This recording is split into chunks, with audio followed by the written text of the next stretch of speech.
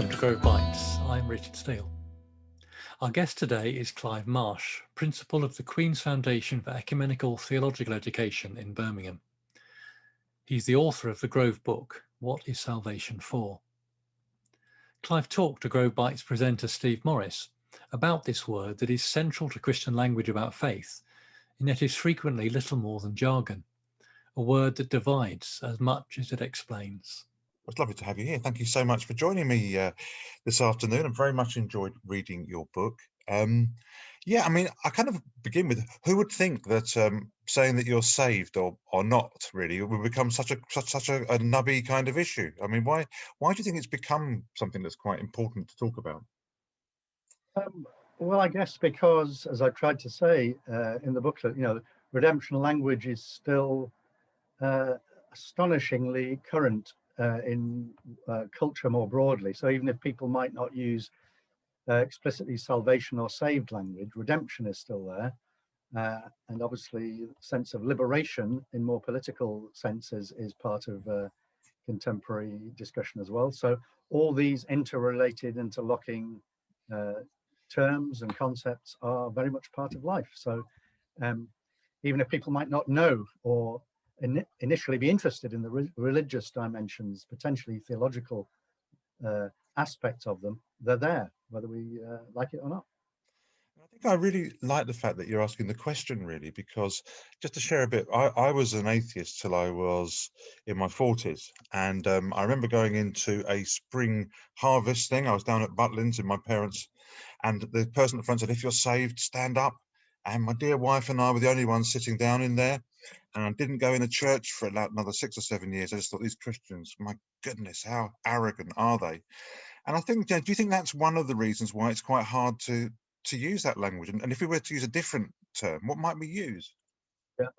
Oh, there's no doubt. Yeah, as Christians, we can be very embarrassing. We can be very confrontational, and sometimes the language that we use implies, holier than thou is the cliche, but it is true. We can too easily give that impression to people, and yet the language that we are responsible for carrying within our own movement, and therefore to make available to others, is, I would argue, the most significant and fundamental thing we could be passing on. Whether we should be more careful, and I think that's what I'm trying to get at in the booklet in part as well, whether we should be more careful in the context in which we use explicitly salvation language, that's another matter, because I do touch in the booklet, as I've done in the more scholarly book on which the booklet is based, ask the question, how does this interrelate with people's quest for happiness?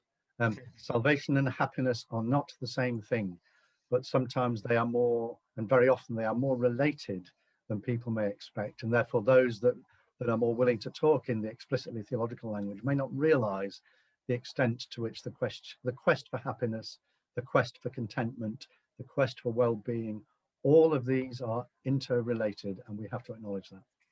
I think that's really strong, actually, because I mean, the only way we're going to really, explain that the faith is good, that it makes it, I remember Alistair McGrath, when he taught me, he said the thing about being a Christian is it works, and I think that's absolutely right. And I wonder, personally, I would never use that language anymore, because I just remember what I felt like. And but maybe I'm still wrestling with what else you might. Are there any alternatives, for instance, that you can think of? Well, yeah, but the language of flourishing is one that I've been really helped to see. If we can see, and there are even other motifs in the New Testament itself that we may be able to make more of: fulfilled life or abundant life. Although even those may sound a bit religious. Flourishing, I think, is a really, really good term. And of course, there are drawbacks to putting the emphasis on what we're, in the language of the booklet, saved for, because then it implies somehow we're trying to reduce what is an extremely powerful understanding of human life to a what's in it for me kind of approach.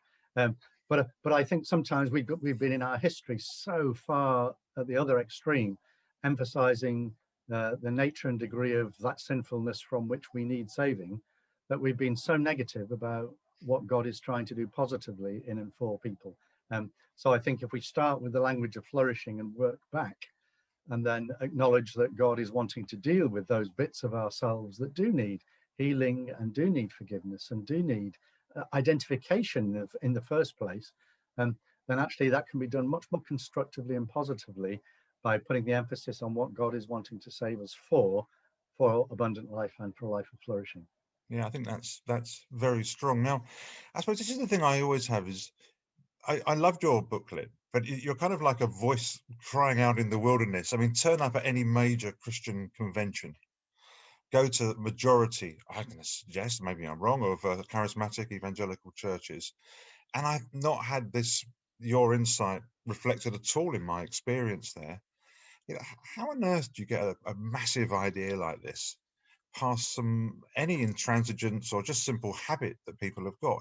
How do you ever get fed up and think, you know what, I've had this is really important, but no one's going to do it? Well, that's really interesting what you say though, Steve, because I think I'd want to say, well, it depends which particular circles you move in. Yeah, sure. Because Christian, Christian faith is passed on in so many different ways, and different, as we know, different traditions, different denominations have different emphases. My guess is that the kind of context you've talked about might be in the explicit preaching and in the way that biblical passages are interpreted in that kind of setting. They might be very heavy on the sin and what we need saving from, and yet alongside that there'll be really, really energizing worship which encourages people to get on an emotional high of some kind.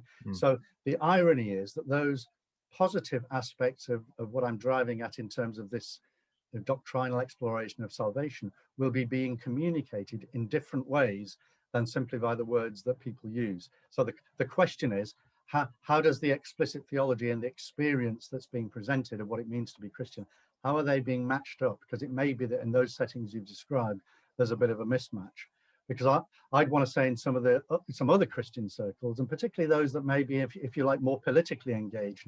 And here I don't mean necessarily solely, so-called liberal Christian. I mean, progressive Pentecostalism, which is really into, the socio-political dimensions of faith.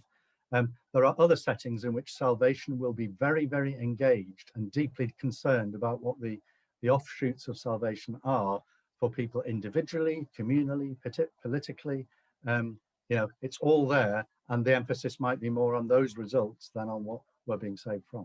I think that's interesting. I mean, I'd love to know more about that. I literally have never come across that, and there you go. Maybe that's just me. I suppose the thing I would like to maybe leave us with, it's a very interesting idea, is that if you, as it were, leave the really good bits of saving to the worship songs, to the experience of that you have, the problem is you then get just experience seekers. What you say is, I can't go to my local church, there's just one person playing the organ there. If I go to this little kind of networky church, or this little church aimed only at this group of people, I'll get a full professional worship band. And really, my heart weeps when I've come across that more occasions than anything else. Yeah, and I think you're absolutely right, and that does happen. And I think that's creating particular kind of divisions amongst Christian groups, or people are gravitating towards particular churches because of those highs that people kind of can kind of stack up week by week. In the times, that is, when we can go to face-to-face worship, admittedly. But I mean, people will be longing for that to return in certain settings, when actually, if we understand Christian faith as a way of life, a spirituality, an approach to life which is going to suffuse everything that we do, then it matters less whether you've got a worship band or a single organist, or a small group of faithful believers or a big worshipping congregation, because it's actually a way of life that we're being enabled to follow, of which this is a particular way of understanding it. I've so enjoyed talking to you. I really recommend your booklet. I think it's just incredibly interesting, and I'm grateful for your time. I will just say the greatest worship experience I ever had, Clive, was in a tiny chapel on Bridlington Harbour, and it featured one person on the trumpet and two people playing the tambourine, and it was absolutely extraordinary. And but it certainly wasn't that big kind of professional band. So I think that's great. And yeah, thank you very much for speaking to me. I think it's a really interesting booklet. Thank you. Okay, thanks, Steve, very much. If you'd like to read more of Clive's exploration of salvation through the lenses of happiness, abundance and flourishing, then go to the Grove Books website, where you can order What is Salvation For? as a print copy with free postage or as a PDF. There are many more great Grove books applying the Bible to a wide variety of situations. They're written by authors who know what they're writing about. Grove books are bite-sized publications that you can really get your teeth into. Goodbye for now. Hope to see you again soon.